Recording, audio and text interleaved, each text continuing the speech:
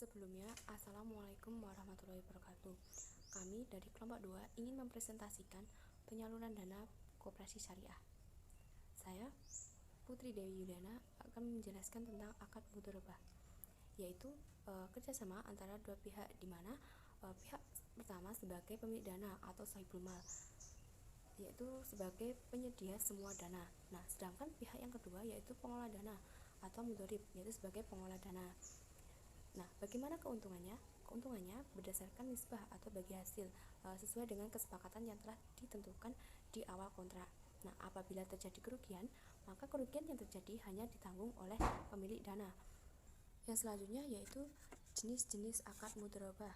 Ada 3 jenis, yaitu yang pertama mudharabah mutlaqah, yaitu mudharabah di mana pemilik dana memberikan kebebasan kepada pengelola dana dalam pengelola investasinya.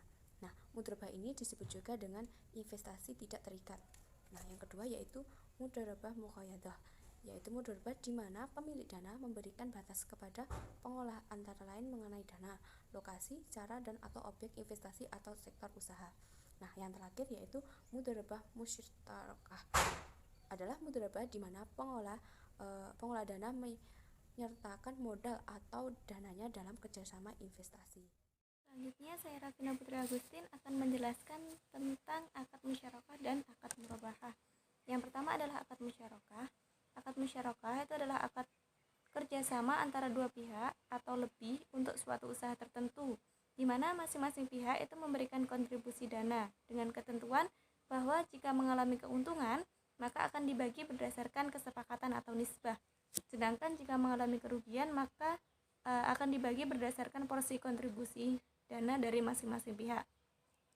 Yang selanjutnya akad murabahah itu merupakan transaksi penjualan barang dengan menyatakan harga perolehan dan keuntungan atau margin yang disepakati oleh penjual dan pembeli.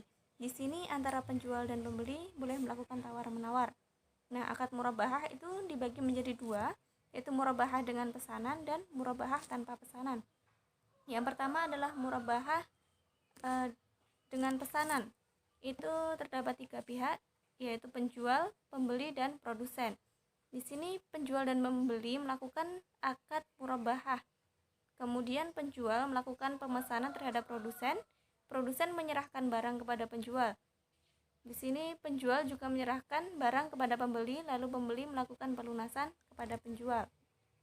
Yang selanjutnya adalah skema murabahah tanpa pesanan. Hanya terdapat 2 pihak saja, yaitu penjual dan pembeli. Penjual dan pembeli itu melakukan kerjasama murabahah, akad murabahah. Kemudian penjual itu memberikan barang kepada pembeli, dan kemudian pembeli melakukan pembayaran atau pelunasan kepada penjual. Assalamualaikum warahmatullahi wabarakatuh. Perkenalkan, nama saya Rina Rizkiasari dari kelas ESC semester 5. Di sini saya akan menjelaskan penyaluran dana berbasis jual beli saham. Pengertian jual beli saham itu sendiri adalah suatu benda yang disebutkan sifatnya dalam tanggungan atau memberi uang di depan secara tunai dan barangnya diserahkan di kemudian hari atau waktu yang telah ditentukan. Nah, secara lebih rinci, salam diartikan sebagai bentuk jual beli dengan pembayaran di muka dan penyerahan barang di kemudian hari. Rukun jual beli salam yang pertama yaitu akidani atau 2 orang yang melakukan transaksi, yaitu orang yang memesan atau disebut muslam dan yang menerima pesanan atau disebut muslam ilaih. Yang kedua, objek transaksi yaitu harga dan barang yang dipesan atau muslam fih. Yang ketiga yaitu zigot, yaitu ijab dan qabul. Selanjutnya, syarat jual beli salam. Nah, syarat jual beli salam di sini ada 5. Yang pertama, harus jelas jenis objek jual beli salam, sifat objek jual beli salam, kadar atau ukuran objek jual beli salam, jangka waktu pemesanan objek jual beli salam. Semua harus jelas, dan asumsi modal yang dikeluarkan harus diketahui masing-masing pihak. Skema salam itu yang pertama, pembeli memesan barang dengan spesifikasi tertentu. Nah, nanti penjual dan pembeli melakukan akad salam dan bernegosiasi mengenai harga. Yang kedua, muslam atau pembeli menyerahkan dana ke penjual sebagai modal salam atau pembayaran di awal. Yang ketiga, penjual memproduksi barang sesuai pesanan si pembeli. Nah, muslam ilaih atau penjual mengirim barang pesanan sesuai spesifikasi ke pembeli.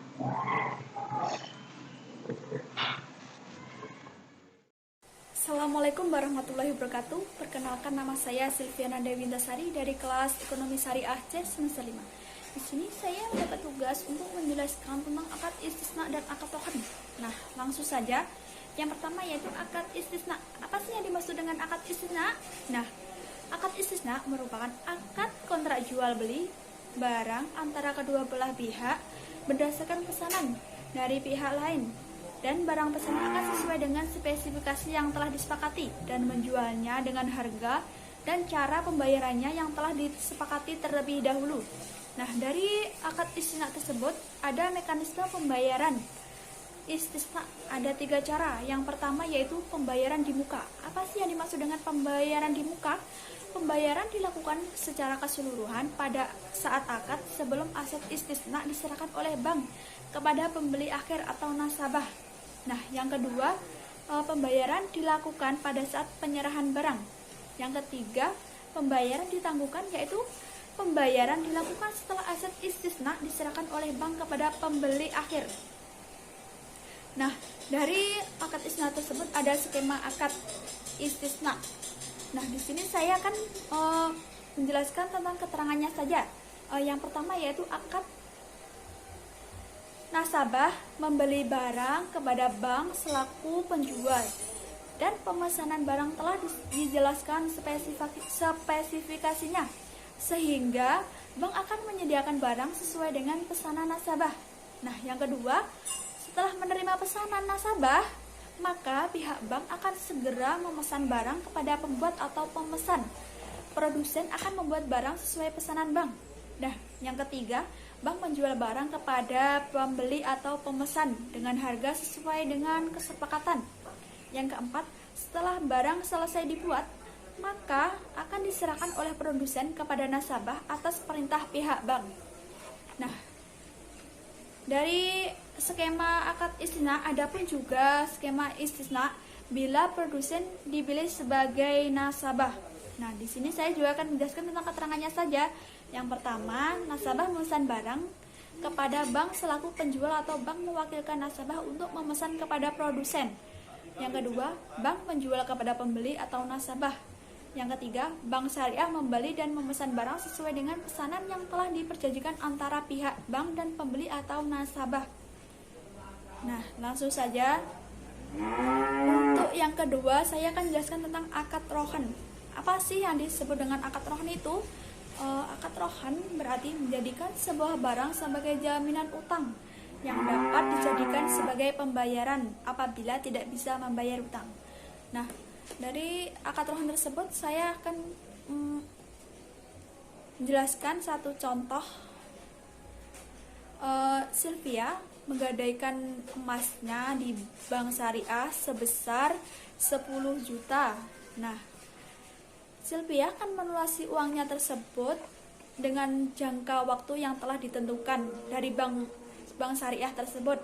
Nah, setelah melunasi hutangnya di bank syariah, pihak bank akan mengembalikan emasnya tersebut.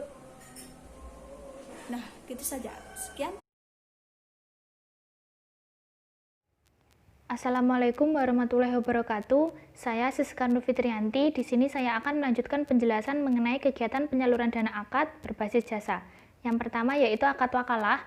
Wakalah berarti pendelegasian atau pelimpahan kekuasaan dari pihak pertama kepada pihak kedua dalam hal-hal yang diwakilkan. Contohnya, mewakilkan urusan yang dibutuhkan anggota kepada koperasi syariah, seperti pembelian barang tertentu di suatu tempat atau mengurusi surat-surat tertentu.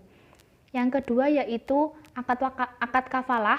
Kafalah berarti jaminan. Kafalah ini terjadi apabila ada transaksi yang dilakukan oleh anggota koperasi kepada pihak lain dan pihak lain tersebut membutuhkan jaminan dari koperasi syariah. Contohnya apabila ada anggota yang melakukan pembiayaan di bank syariah dan koperasi syariah ini sebagai penjamin atas kelancaran angsurannya. Demikian penjelasannya akan dilanjutkan oleh pemateri selanjutnya. Saya Siti Lailatul Muntama akan menjelaskan tentang malkoperasi.